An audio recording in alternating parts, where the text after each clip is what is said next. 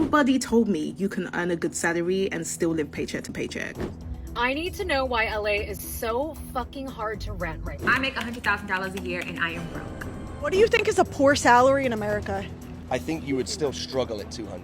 Pharmacists are some of the highest paid professionals in America, and sadly, many of them retire with nothing. My husband and I made $150,000 last year, and we live paycheck to paycheck. Yeah, I think a lot of people who are making six figures and above are living paycheck to paycheck. They're just not talking about it.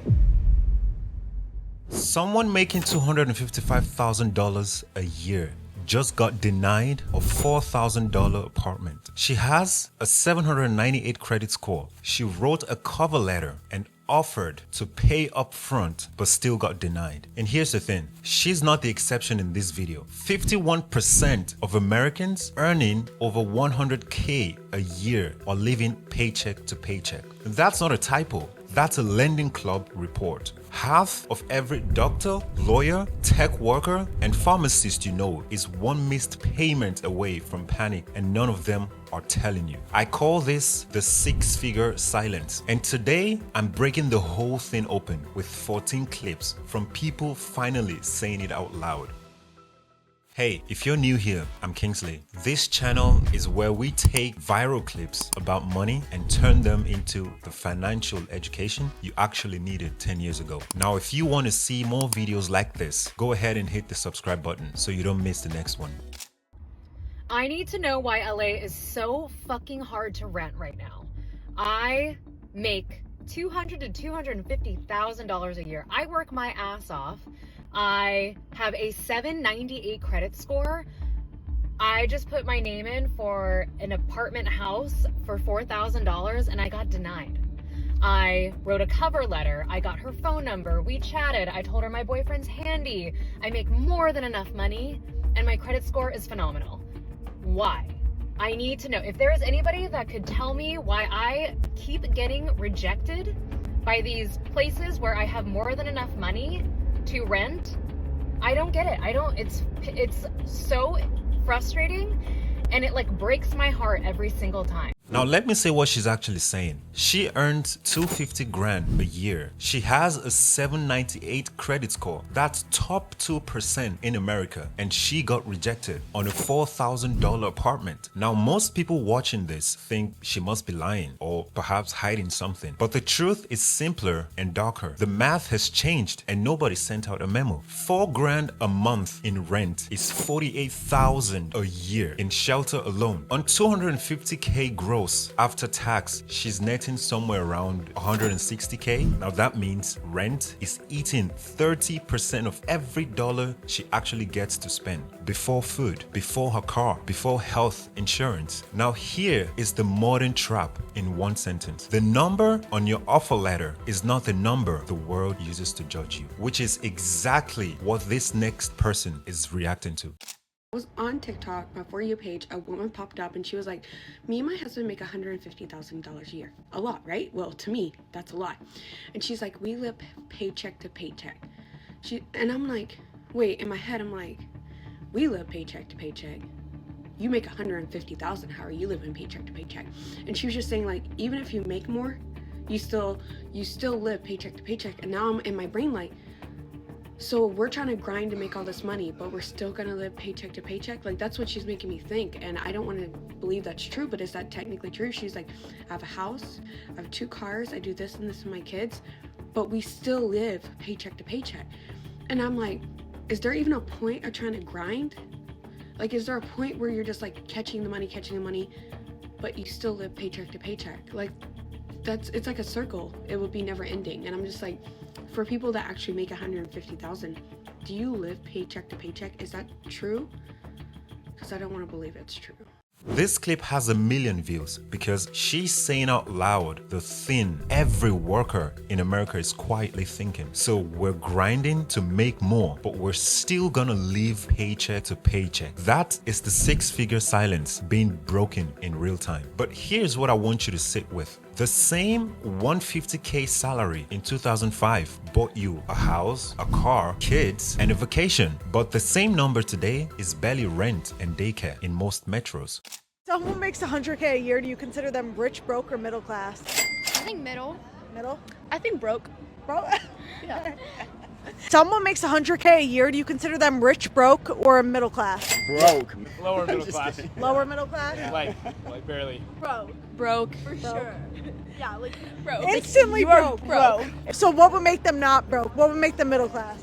I think like more money, like a lot more. Somebody making 100K a year and a person in Beverly Hills says instantly broke, not middle class, not lower class. The thing is that it's not middle class, it's not lower middle, but just instantly broke. 100K a year. Now here's the frame. Every zip code in the US runs on a different definition of rich. 100 grand in Toledo makes you the king of your neighborhood. Same 100 grand in Beverly Hills makes you the person even the valet doesn't remember. Now this is this same dollar, same paycheck, just two completely different realities. Quick one before we move on. Drop your city in the comments and tell me, in your zip code, is 100K rich, middle class, or broke? And trust me, I'm reading all of this. I work in tech sales. My base salary is around $90,000 per year, but I'm expected to make, due to my role, an additional $110,000 per year through commission. So gross, I'm usually targeting around $200,000 per year. But because I live in a high-tech city and a high-tech state, net of taxes, I'm taking home around $13,000 per month. Where I'm getting at is I can't comprehend how people get ahead in this city financially. Let me just walk you through, because I shared a video like this a couple weeks ago and there's a lot of really good questions. And so I wanted to make a second video to kind of expand upon this, because first and foremost, I spend around $250 per week at Trader Joe's. Why? For meal prepping and to bring my lunch to work to save me money in the long run. But flights and travel, that's an additional $2,000 per month. Going out is around $1,000 per month. Rent is $5,000 per month, but it's got a gym and a pool, so that's kind of why it's kind of high. Parking is $800 per month. My morning matcha order is around $20 per day after tip. My co-working space is $50 per day. My daily Uber Eats lunch order is around $40 per day, just because I believe in delegation. I don't want to waste time and energy focused on cooking every single meal. My organic ayahuasca-infused duty-free nootropic-based protein powder is another $420 per month. Where I'm getting at is, despite getting $5,000 a month from my GamGams trust fund and busting my ass working 15 hours a week remotely for this company, I'm somehow in a position where I'm losing thousands of dollars per month before 401k contributions, savings, just like. This one is actually important because he actually shows the math. He earns 200K gross. That sounds huge, right? But watch what happens. Federal tax, roughly 48 grand. And then comes the New York State tax. That's around another 12K. And then another New York City tax, which is another 7K. Now you have to pay the FICA, which is about 15 grand. On paper, he made 200,000, but in reality, he took home about 118K. That's 41% tax hit. And here's the part people miss. 90K of his salary is base. 110K is commission. So over half of his income isn't guaranteed. All he needs is one bad quarter and he's suddenly a $90,000 earner in a city built for 200. What do you think is a poor salary in America? Here on Rodeo or like here Beverly Hills, I think you would still struggle at 200. Okay. I think just because rent, like I was paying $7,500 rent, and then you get sucked into a lifestyle. What do you guys think is a poor salary in America? Just under 200,000. They're probably the same thing. Now, he said the quiet part out loud. You get sucked into a lifestyle. And that is the phantom raise happening in real time. Every dollar of extra income disappears into a slightly nicer everything. Nicer car, a nicer apartment, nicer coffee, until the whole paycheck is spoken for before it even hits your account. The $7,500 a month he mentioned in the rent, that's not a housing decision. That is a status decision. The average person in Beverly Hills has a net worth dramatically higher than someone earning 200 grand. Salary and wealth are two completely different things. He's paying a wealth premium on a salary income. That math never balances. And this next clip is where that trap gets confessed to in the most honest way I've seen on this app. My husband and I made $150,000 last year, and we live paycheck to paycheck. Let's talk about it. I never thought that I had a problem or that I needed to learn to budget until I realized that we spent $150,000 last year and I have nothing to show for it. I mean, I have a house, I have a car, I have all those things, but they're not $150,000 worth. So where did the money go? I spent it. that's where the money went. And that was what I wanted to change. That's why I did a low buy year. That's why I'm budgeting as hardcore I am. I use 3 different spreadsheets to budget, and that might seem insane, but that's what I need to do in order to have it all managed. I need to look at my money. I need to stare at it. I need to think about it. It needs to be on the front of my mind, because if I passively use it, then I'm not paying attention and I spend it all. And that's the truth.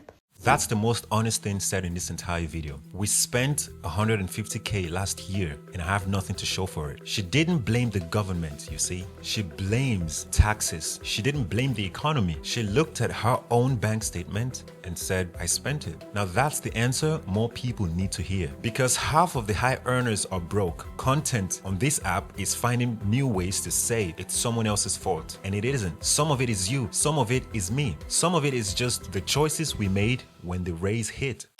Things that make me broke, even though I made 6 figures. People don't want to admit this, but you can make 6 figures and still be stressing financially. You think money solves all your problems, but it doesn't change this, right? And ask me how I know. Number 1, lifestyle inflation. I got some more money. I got paid more. I look up and say, hey, I need a new bag. I need a new car. I could live in a nicer place, a nicer area. I can afford the little trinkets that I really like, you know, so more packages to the crib. I can afford to eat out now, so let me do that. I can afford to get a few drinky drinks while I'm out, so let me do that. The thing is, your income can grow, but if your expenses grow at the same rate, you're just able to maintain expensive bills. Number 2, not having a plan for my money. I had a couple different savings accounts, right? Checking, savings. That was it. I wasn't really focused on investing too much. I wasn't focused on, let me create a plan. I was at first really good at buying things with my credit card and then paying it off immediately. And then I started financing more things. And then the plan went out the window because the plan was real loosey-goosey to begin with. Spending, unexpected spending. Bills, unexpected bills, or higher bills now, right? Because I done got all these things that I can afford now. Subscriptions that I completely forgot about. By the end of the month, I'll be like, where is my money? I ate it, I wore it. I sure as hell didn't save it though. So as it turns out, vibes aren't a real financial strategy. That's the operating manual for the phantom raise. She just named every trap in the order most people fall into them. The new bag, new car, nicer place, nicer area, more packages, eating out, little trinkets here and there. 7 ways to vaporize a raise in under 30 seconds. And if you're honest, you recognize at least 3 of them from your own life. The killer sentence she buried in the middle is, I could afford it. That phrase is how 6 figures gets vaporized. Being able to afford the monthly payment is not the same thing as being able to afford a thing. The car you financed for 84 months isn't your car. You can't afford it. It's a car you rented from the bank at interest. Here's the reframe. If your income doubled and your net worth didn't move, you didn't get richer. You just paid more for the same problem. Now comment below how many of her 7 traps you did catch yourself in. Just drop the number. And this next clip is going to draw a hard line for us, because at some income level, I can't afford it stops being a fact and start being an excuse. My partner and I earn £200,000 a year combined, but we still struggle, is what a caller said yesterday on LBC radio. If you have a household income of £200,000 a year and you're still struggling, that is not a cost of living problem, that is a you problem. Maybe they're experiencing lifestyle creep, the salaries got bigger, the house got bigger, the cars got bigger, the family got bigger, and now they're realising that they are living above their means. There are people living on much, much less in this country, and so if you're struggling on nearly £250,000 a year, you are doing something very, very wrong.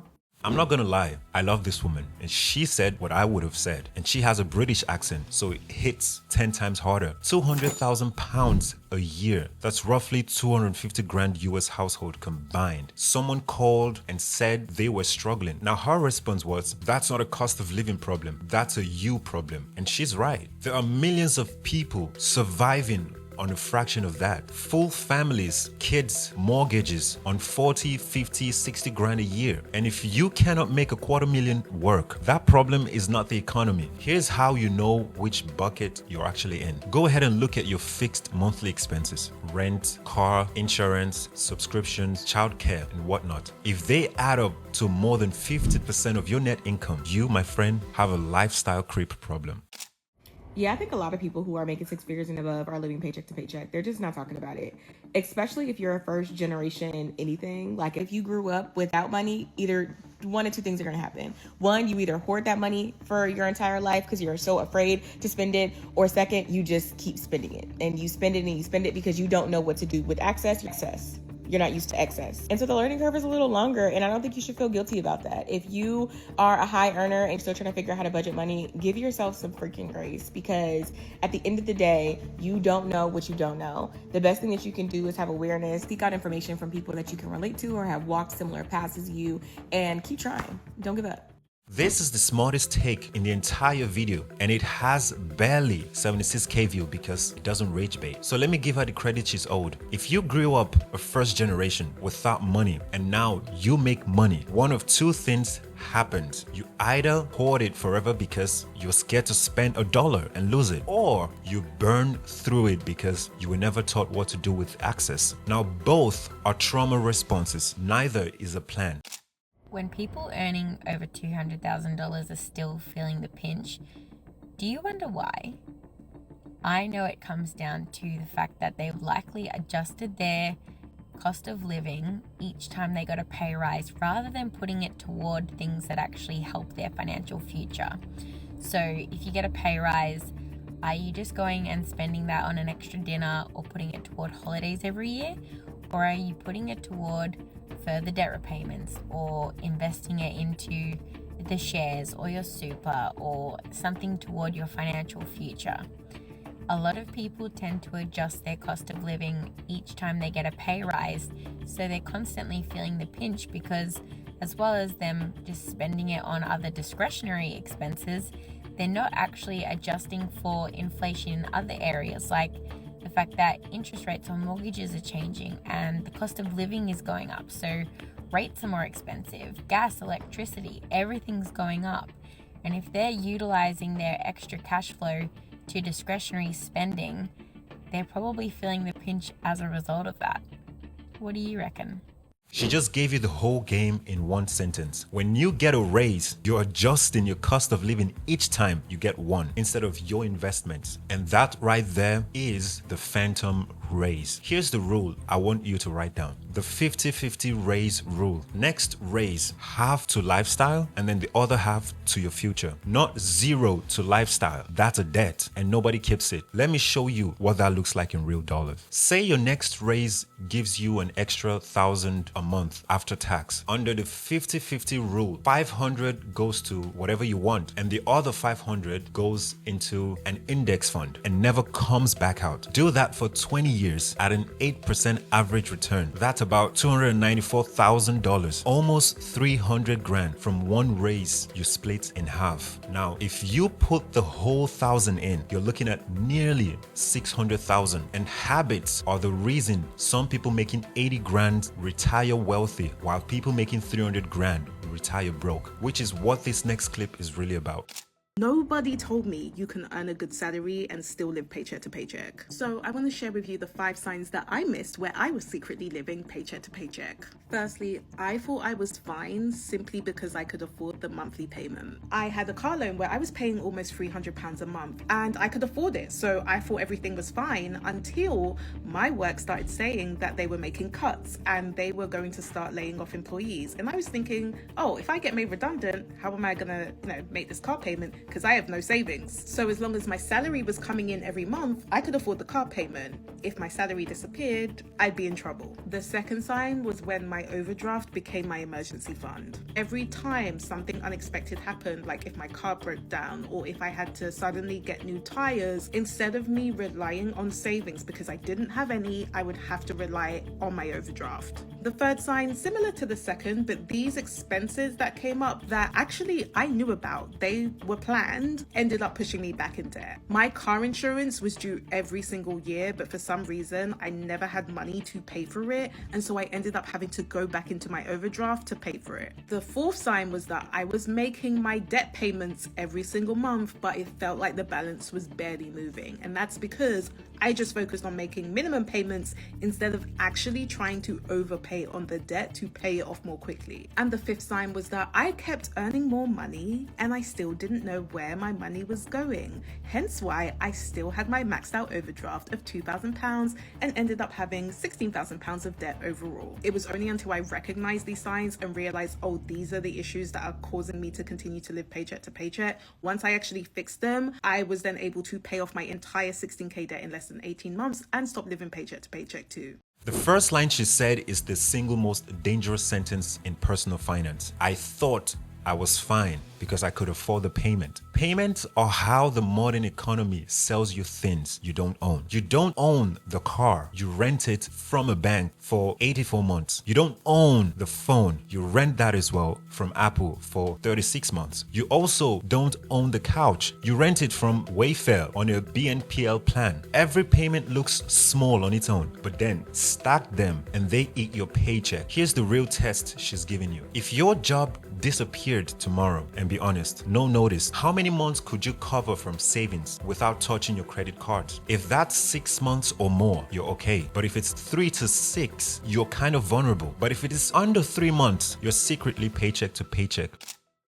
Babe, why do high-income people still stay broke? Because making money and multiplying money are two different skill sets. Ooh. So I learned how to make money when I was in my early to mid 20s. I was making $250,000 a year as the top B2B sales guy. I sold uniforms for a living. And I made $250,000, spent $250,000. It was all gone at the end of the year. And I'm like, what the heck? But then I started getting around mentors, people that were older and wiser than me and significantly richer. And they taught me that you don't just make money, you have to multiply money. So instead, they taught me to live well beneath my means, like on 40 to 30% of what I was taking home. I would reinvest the rest into real estate and then eventually into small businesses that were already existing and into my own businesses. And so when I started doing that, they were like, you can have all the toys and fancy houses and fancy things that you want and the watches, but you have your investments that you deploy all that capital in, the money that those print off, those pay for your toys and for your fun. The money that you make, you multiply. And that changed everything. Making money is the skill you learned at your job, but multiplying money is the skill nobody teaches you anywhere. Most high earners are 10 out of 10 at making and 0 at multiplying. But multiplying is when your money starts working while you sleep. Pharmacists are some of the highest paid professionals in America, and sadly, many of them retire with nothing. Here's why it happens. The only thing they own is their job. Their paycheck stops, and so does their income. Wealthy people flip this.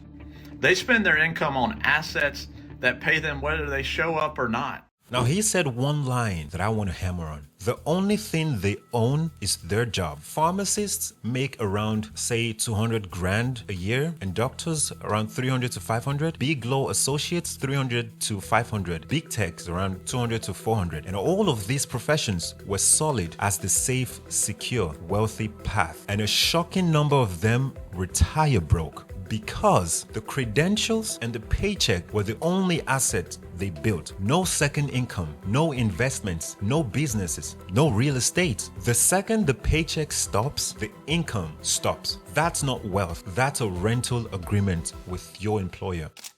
I make $100,000 a year and I am broke because I have a spending problem. Y'all, as I grow older and I become more wise, I realize that it's not that I don't make enough, it's that I spend too much. My money mindset is terrible. Mind you, my degree is in finance. I'm just a girl, so I shop, I spend money, I eat out, I get cocktails, you know? But as I start to prioritize being financially literate and having my finances in order, I'm realizing that I really have a problem, and it really starts in my mind. I need to learn to be okay with keeping my money in my accounts. I do pay myself first, so my retirement automatically comes out. I have been paying down my debt, but when it comes to actually being intentional about spending my money properly, I suck at it. So I have the Credit Karma app, and on the Credit Karma app, they have like a cash flow section. And on there, I'm able to see like my money broken down or my expenses broken down into what my money is going to every month.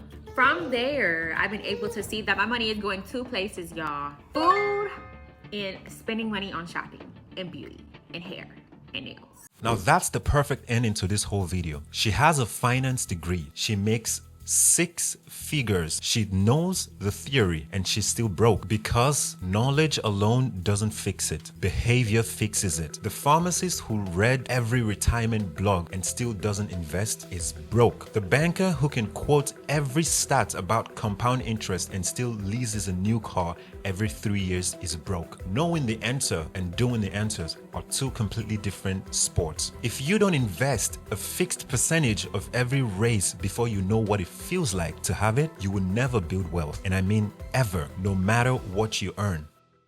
So there you go, guys. If this reframed how you're thinking about your own paycheck, go ahead and hit the like button and subscribe. And drop me one honest thing in the comments. Which of these 14 people did you actually see yourself in? I'll see you in the next one.